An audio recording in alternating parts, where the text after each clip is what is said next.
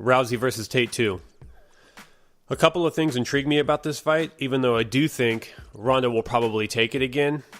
There's a few little factors I'm hoping to see shine, though. First off, I do like where Tate's head is at, opposed to the first fight. She is definitely taking this fight a lot less personal, and with a lot less emotion.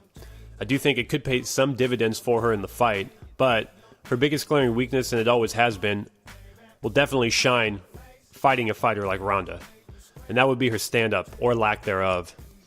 She doesn't really put combinations well together, doesn't use angles or kicks. She likes to close the distance really fast, get a hold of her opponent, take him to the ground, work her wrestling game, preferably staying on top and just landing some ground and pound. That's what she thrives on, and that's what she's best at.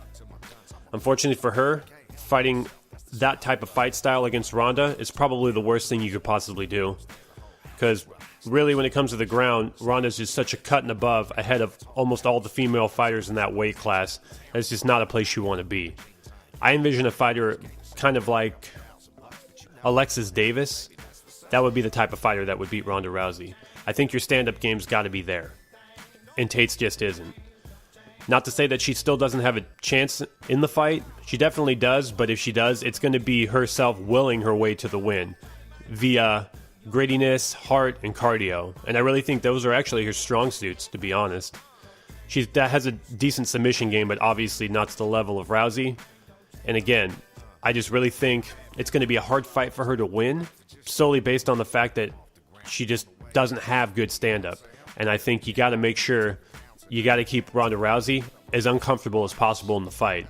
And if you've seen Ronda Rousey fight, it's pretty evident what she does. She does basically exactly what Tate does. She pushes forward as fast as she can, closes the distance, pushes the opponent against the cage or sweeps them, gets them to the ground, and then a la armbar, of course. So my prediction for this fight is Ronda Rousey, but I'm really hoping with Tate's better mindset this time around, she at least pushes Rousey and we see what Rousey's really made of. I think any champion needs to be pushed, and so far in the UFC, Ronda has not been.